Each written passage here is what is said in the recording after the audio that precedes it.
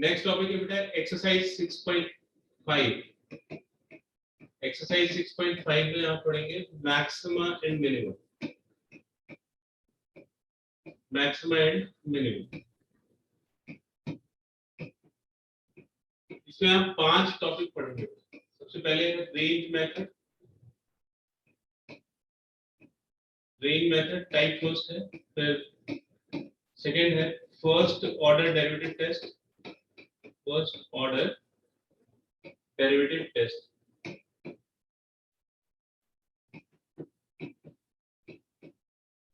Third है बेटा second order derivative test.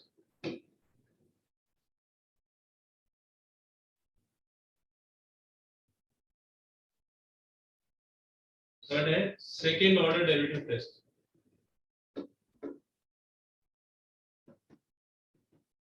Fourth maxima and minima in close interval, maxima and minima in close interval.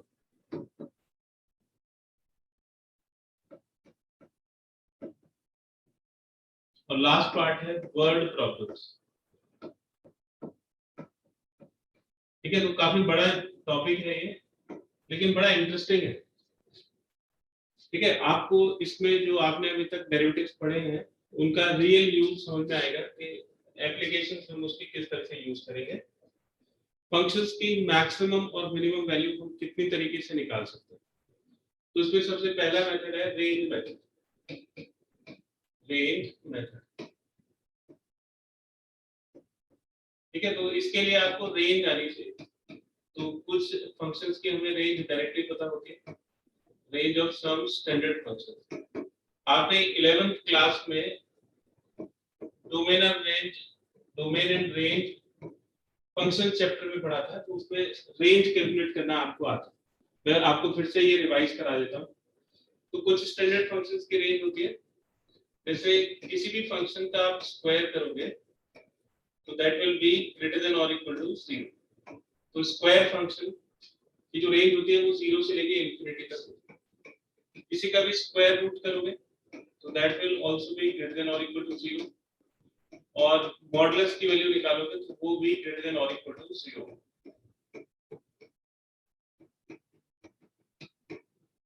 Greatest integer function integers को belong करता है, यानी कि greatest integer function की जो रेंज है वो इंटीजर्स होगी। sin x और cos x इन दोनों की रेंज -1 से लेकर 1 तक होती है। तो sin x और cos x की वैल्यू -1 से 1 तक बिलोंग करेगी, और sin स्क्वायर x और cos स्क्वायर x इनकी वैल्यूज 0 से लेकर 1 तक होती है। क्योंकि स्क्वायर्स हैं तो ये नेगेटिव नहीं हो सकते, और क्योंकि sin x और cos x की मैक्सिमम वैल्यू 1 होती है, तो इनका स्क्वायर करोगे तो उसकी भी मैक्सिमम वैल्यू 1 हो जाएगी। a sin x plus b cos x इनकी वैल्यूज -√a² + b² से लेके √a² + b² तक होती है। ठीक है, तो ये कुछ फंक्शंस हैं जिनकी रेंज से हम मैक्सिमम और मिनिमम वैल्यूज कैलकुलेट कर सकते हैं। ठीक है, इसको नोट करिए बेटा, फिर मैं आपको इसके कुछ एग्जांपल्स करा। तो फर्स्ट पार्ट देखिए, हमने इस जो फंक्शन गिवन है उसको fx सपोज करें, fx = 2 + 3 sin 2x। तो जो फंक्शन है उसका एक पार्ट जिससे ये बना हुआ है sin 2x, उसकी रेंज हमें पता हो। sin का कोई भी एंगल हो, sin फंक्शन की वैल्यू हमेशा -1 से 1 के बीच में होती है। We have sin 2x is greater than or equal to -1 and less than or equal to 1। ये एंगल में किससे मल्टीप्लाई हो रहा है, तो रहेगा तो एंगल ही sin का कोई भी एंगल है, sin फंक्शन की वैल्यू हमेशा -1 से 1 के बीच में होगी। अब sin 2x से हम पूरे फंक्शन की वैल्यू निकाल सकते हैं, यानी कि 2 + 3 sin 2x की वैल्यू निकाल सकते हैं। तो इसको 3 से मल्टीप्लाई करेंगे, तो इनइक्वालिटी को 3 से मल्टीप्लाई करेंगे। 3 एक पॉजिटिव नंबर है, इसलिए उसके मल्टीप्लिकेशन से इनइक्वालिटी के साइन पे कोई फर्क नहीं पड़ेगा। 3 sin 2x तक आ गए। अब इसमें 2 ऐड कर दो, तो -3 + 2 ये हो जाएगा 2 + 3 sin 2x, और फिर 3 + 2 हो जाएगा 5, -1 और ये फंक्शन की वैल्यू हो गई fx और ये 5। तो fx की जो मिनिमम वैल्यू है वो आ जाएगी -1 और जो मैक्सिमम वैल्यू है वो आ जाएगी 5। ठीक है, तो इस तरह से हम मिनिमम और मैक्सिमम वैल्यू रेंज के हेल्प से निकाल सकते हैं। उसी तरह से बी पार्ट देखिए, बी है 3x² + 2 ये फंक्शन, इसको हमने gx सपोज करें। अब इसमें भी एक स्टैंडर्ड फंक्शन गिवन है, वी हैव x²। तो x² इसका एक स्टैंडर्ड फंक्शन है, तो x² इज ग्रेटर देन और इक्वल टू 0। अब x² से ये पूरा फंक्शन हम क्रिएट करेंगे, इसको हमने 3 से मल्टीप्लाई कर दिया तो इनइक्वालिटी पे कोई फर्क नहीं पड़ेगा क्योंकि 3 एक पॉजिटिव नंबर है।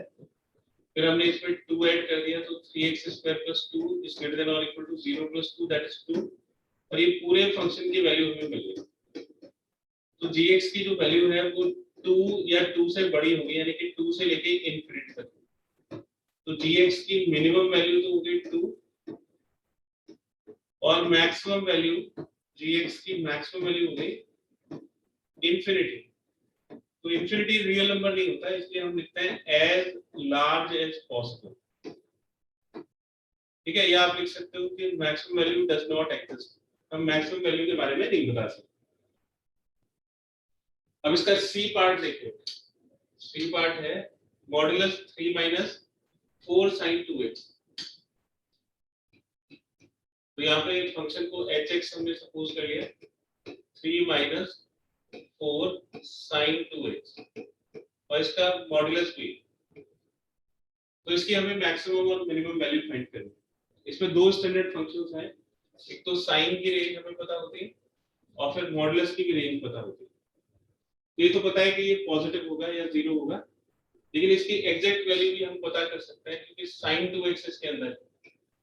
तो साइन का कोई भी फंक्शन हो, साइन की वैल्यू हमेशा -1 से 1 के बीच में होगी।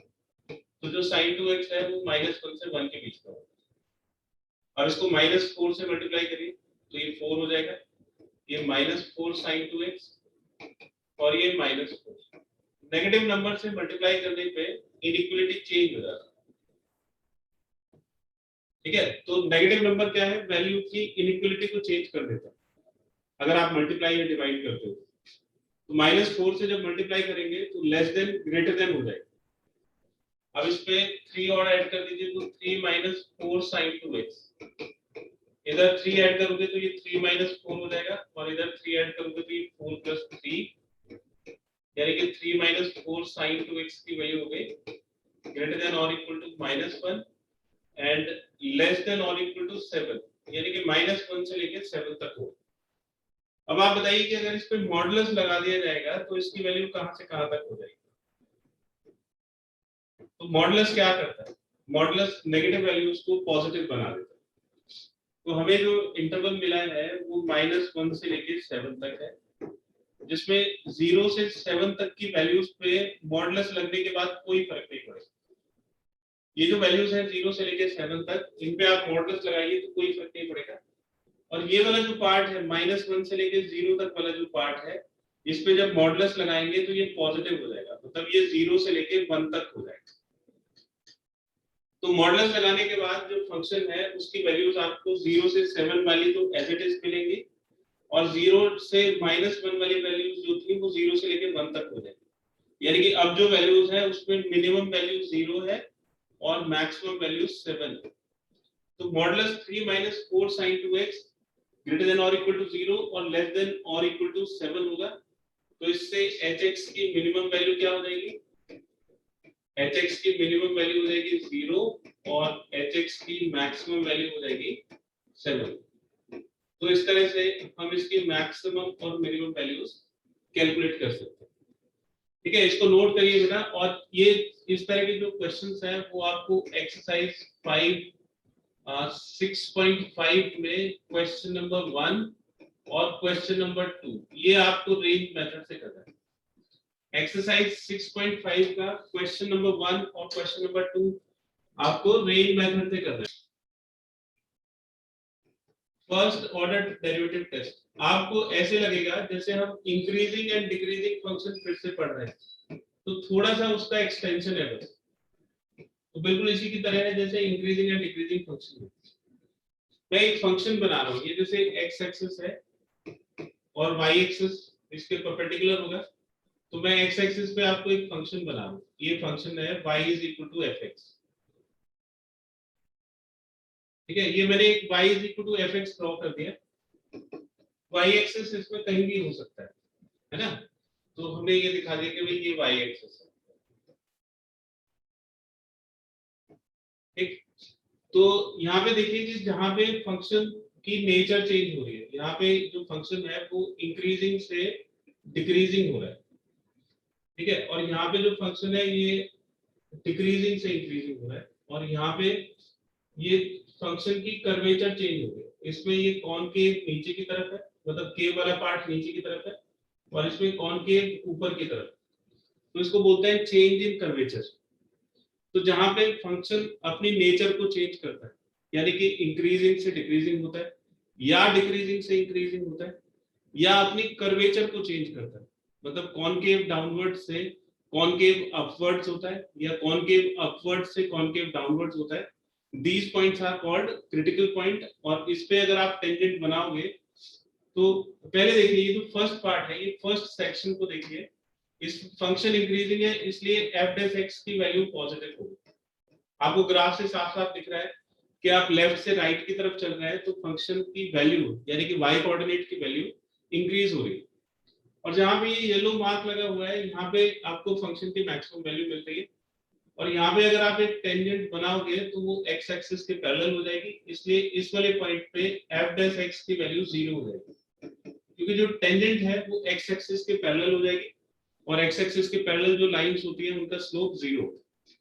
तो जब आप एफ डैश एक्स को 0 रखोगे और यहाँ से सॉल्व करोगे तो आपको एक्स की एक वैल्यू मिलेगी और ये एक्स की वैल्यू a के इक्वल होगी।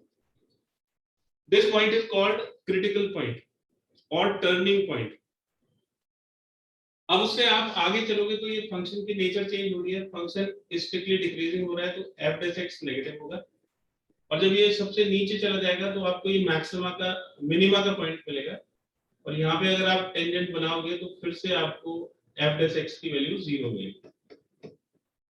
ठीक है, तो यहाँ पे एफ डैश एक्स को 0 रखोगे तो फिर एक पॉइंट मिलेगा x is equal to b, और ये वाला जो पॉइंट है यहाँ पे भी अगर आप टेंजेंट बनाने की कोशिश करोगे तो टेंजेंट इस कर्व को कट करेगी और यहाँ पे एफ डैश एक्स की वैल्यू 0 होगी यहाँ पे भी।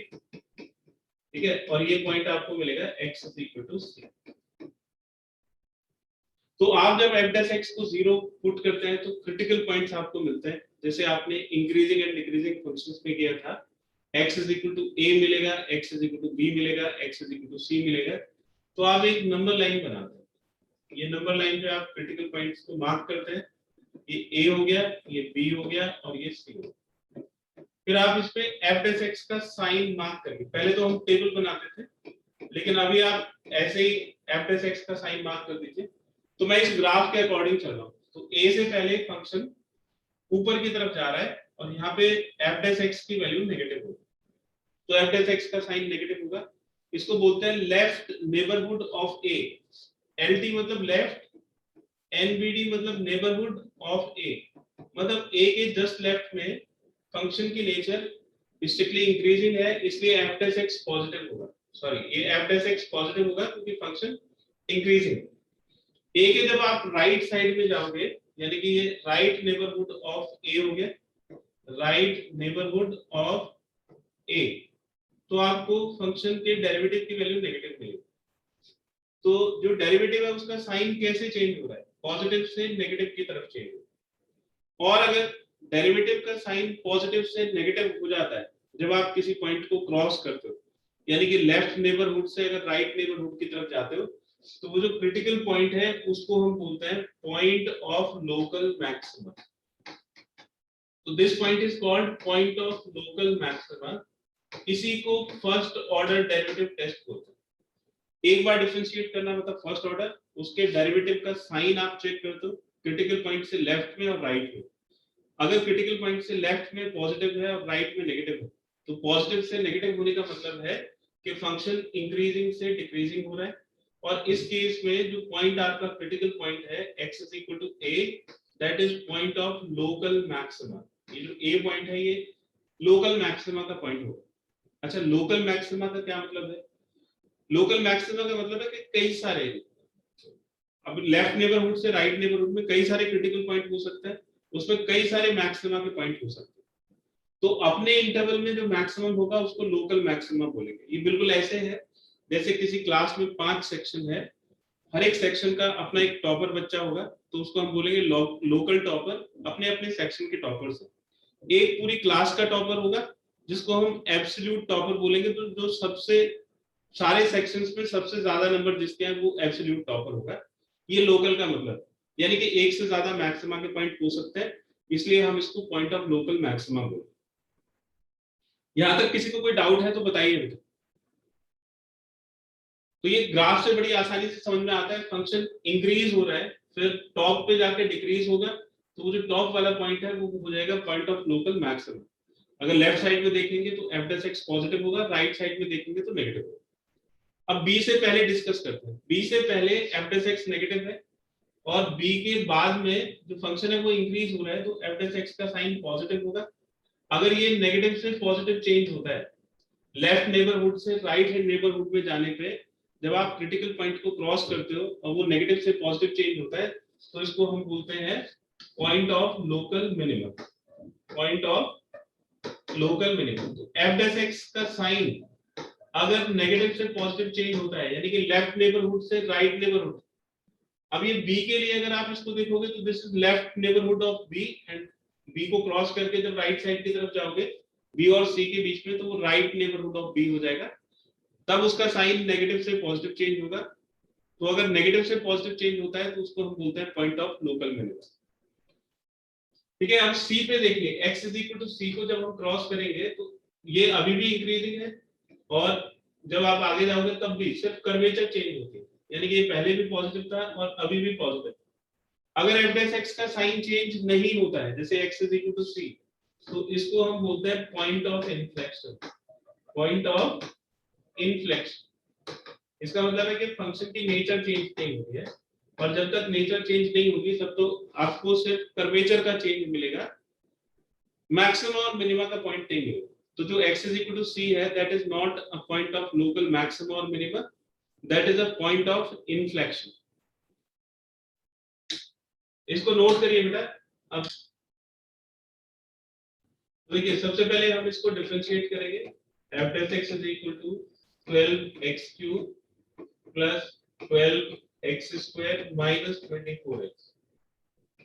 तो इसको फैक्टराइज करेंगे तो इसमें 12x कॉमन आ जाएगा, तो हो जाएगा x square plus x minus 2, और इसको स्प्लिटिंग द मिडिल टर्म से सॉल्व करेंगे तो ये x plus 2 into x minus 1 आ जाएगा।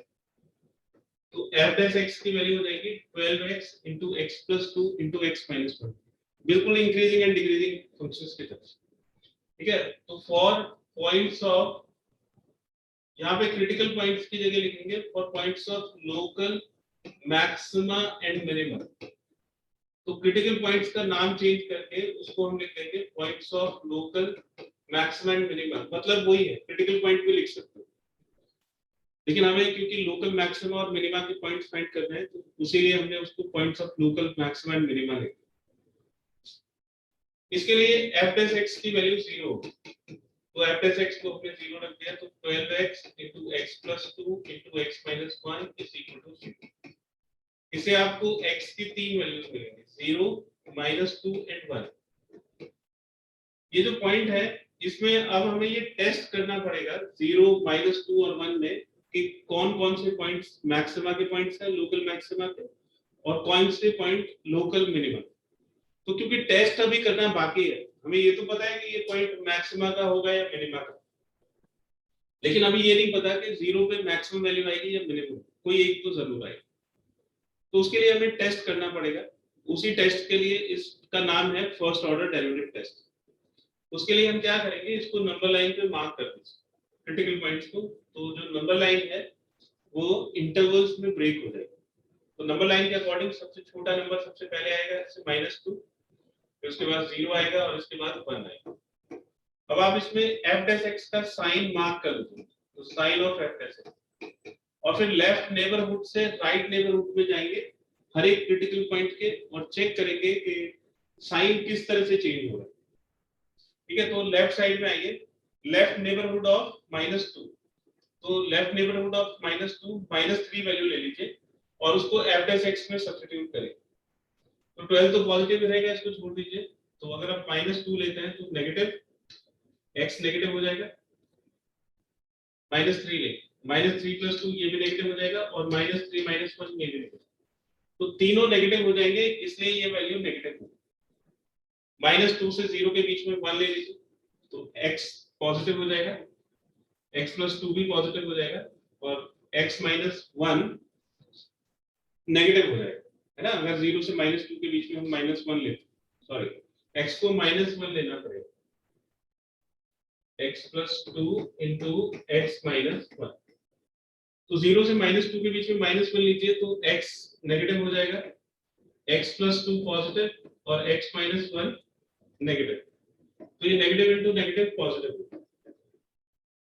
फिर 0 से 1 के बीच में चेक करिए, हाफ ले लीजिए, तो हाफ जब लेंगे तो x पॉजिटिव होगा, half + 2 positive and half - 1 negative, तो ये नेगेटिव आ जाएगा।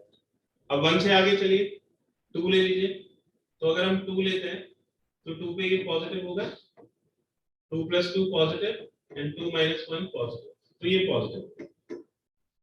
ठीक है, तो साइन जो चेंज हो रहा है उसको देखिए, at x = -2 f dash x changes its sign from negative to positive, तो f dash x जो है वो नेगेटिव से पॉजिटिव चेंज हो रहा है x = -2 पर, यानी कि लेफ्ट साइड से राइट साइड पे जाने पे, तो एट की जगह यहाँ पे थ्रू लिख दीजिए। थ्रू का मतलब है कि हम इसको क्रॉस कर रहे हैं लेफ्ट नेबरहुड से राइट नेबरहुड, तो through x = -2 f dash x changes its sign from negative to positive, तो ये डिक्रीजिंग से इंक्रीजिंग हो रहा है, डिक्रीजिंग से इंक्रीजिंग मतलब नीचे से ऊपर की तरफ जा रहा है, तो वो मिनिमा को क्रॉस करके जाएगा, इसलिए therefore x = -2 is a point of local minimum। ठीक है, तो ये जो पॉइंट है ये लोकल मिनिमा का पॉइंट होगा, इसका ये मतलब हुआ कि x = -2 पे फंक्शन की वैल्यू मिनिमम हो।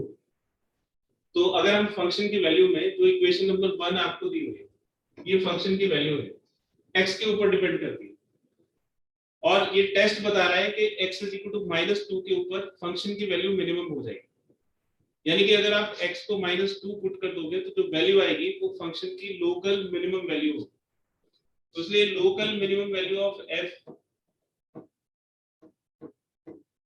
Local minimum value of f = f of -2, तो जो फंक्शन की डेफिनेशन है उसमें x की प्लेस पे -2 पुट कर दीजिए, तो ये -2 रेज़ पावर 4 हो जाएगा, +4 -2 का होल क्यूब -12 * -2 का स्क्वायर +12, इसको सॉल्व करिए, तो -2 4 16 थीटा 48 हो जाएगा, -2 क्यूब -8 * 4 -32, 12 * 4 -48, 48 तो कैंसिल हो गया, +12 और इसकी वैल्यू आ गई -20।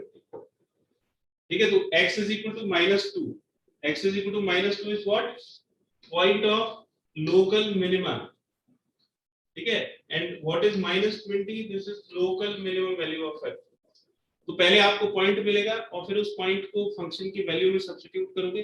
ध्यान रखना f dash x की वैल्यू में नहीं डालना है, f dash x तो कुछ है ही नहीं, वो तो सिर्फ टेस्टिंग के लिए एक टूल है, वैल्यू तो आपको fx से ही मिलेगी, तो फंक्शन की वैल्यू निकालनी है मिनिमम या मैक्सिमम, तो फंक्शन में हम पॉइंट ऑफ लोकल मिनिमा को सब्स्टिट्यूट करें। ठीक है, ये -2 का तो काम पूरा हो गया, अब 0 पे आइए। अब आप बताइए बेटा x = 0 किस तरह का पॉइंट होगा? x sir local maxima, local maxima, क्योंकि वो पॉजिटिव से नेगेटिव चेंज हो रहा है। ठीक है, तो आप लिखोगे through x = 0, through x = 0 f dash x changes its sign from positive to negative, तो ये पॉजिटिव से नेगेटिव साइन चेंज कर रहा है। जैसे ग्राफ को देखो तो इंक्रीजिंग से डिक्रीजिंग हो रहा है, तो आपको मैक्सिमा का पॉइंट मिलेगा। So therefore x is equal to 0 is a point of local maxima. ये local maxima का पॉइंट है। So therefore local maximum value, तो अगर आप फंक्शन की वैल्यू में यानी कि fx की वैल्यू में लोकल मैक्सिमा का पॉइंट यानी कि 0 सब्स्टिट्यूट करते हो तो आपको लोकल मैक्सिमम वैल्यू मिलेगी। तो 3 into x is पर 4, तो x की जगह 0 डाल देंगे, प्लस 4 into x cube 0 डाल देंगे, minus 12 into x square, x को 0 पुट कर देंगे, प्लस 12। तो देखो ये 0 हो जाएगा, ये 0 हो जाएगा, ये भी 0 हो जाएगा और ये 12। ठीक है, तो लोकल मैक्सिमम वैल्यू हो गई 12। तो 0 is a point of local maxima and local maximum value is 12। ठीक है, इसी तरह से 1 को बताइए, 1 पे नेगेटिव से पॉजिटिव चेंज हो रहा है, तो through x is equal to 1 f dash x changes its sign from negative to positive। तो नेगेटिव टू पॉजिटिव का क्या मतलब है? नेगेटिव का मतलब फंक्शन डिक्रीज कर रहा है और पॉजिटिव का मतलब इंक्रीज कर रहा है, तो आपको ये पॉइंट जो मिलेगा वो लोकल मिनिमा का मिलेगा। तो therefore x is equal to 1 is a point of local minima, point of local minima। तो लोकल मिनिमा का पॉइंट हो गया, और लोकल मिनिमम वैल्यू के लिए आप इस पॉइंट को फंक्शन के एक्सप्रेशन में सब्स्टिट्यूट कर देंगे। तो therefore ये दूसरी लोकल मिनिमम वैल्यू मिल गई। आपको लोकल वर्ड का मतलब बताते हुए ये बताया था कि लोकल वैल्यूज एक से ज्यादा हो सकती है। तो local minimum value of function is f of 1। तो ये फंक्शन की वैल्यू थी 3x पर 4 यानी कि 1 की पावर 4 प्लस 4x क्यूब, तो 1 का cube minus 12 into 1 square plus 12। तो ये 3 हो जाएगा, ये 4 और ये माइनस 12 प्लस 12 ये कैंसिल हो जाएंगे, 7। तो दूसरी लोकल मिनिमम वैल्यू जो है वो 1 पे मिलेगी और उसकी वैल्यू 7 होगी।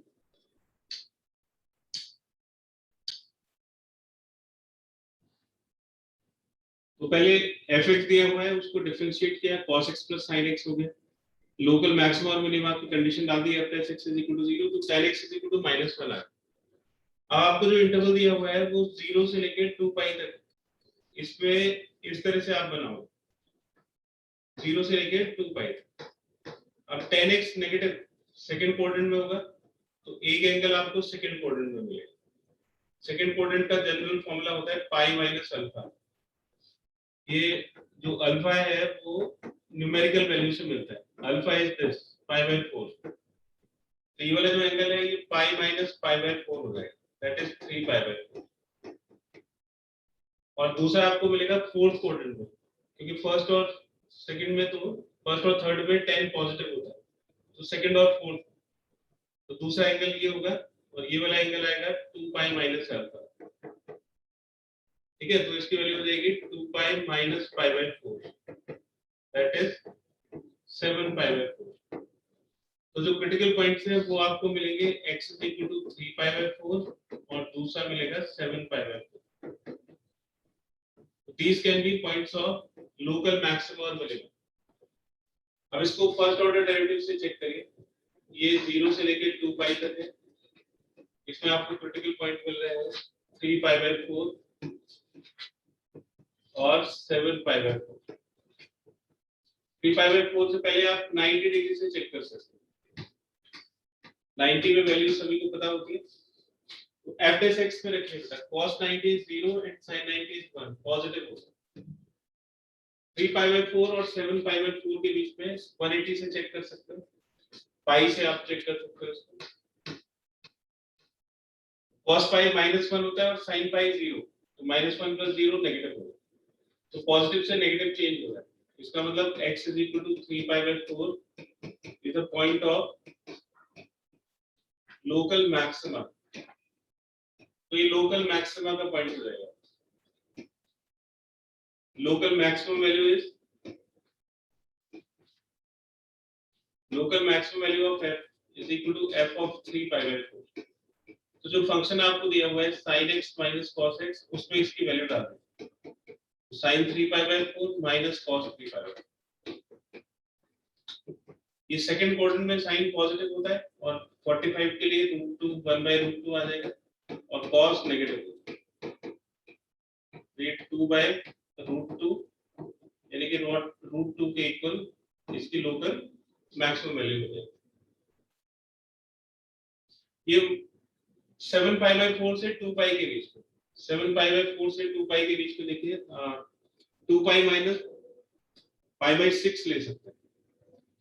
ये तो 2 पाई माइनस पाई बाय 4 है, तो 2 पाई माइनस 30 लेंगे यानी कि पाई बाय 6 लेंगे, तो ये इन दोनों के बीच में लाई करेगा। और उसमें cos x यानी कि cos 2 pi minus pi by 6 cos pi by 6 √3/2 हो जाएगा और sin फोर्थ क्वाड्रेंट में नेगेटिव होगा तो -1/2, तो ये भी पॉजिटिव आ जाएगा। ठीक है, तो ये नेगेटिव से पॉजिटिव चेंज होगा। अगर ये नेगेटिव से पॉजिटिव चेंज हो रहा है तो इसका मतलब ये लोकल मिनिमा का पॉइंट। तो x is equal to 7 pi by 4 will be a point of local minimum. X is equal to 7 pi by 4 is a point of local minimum.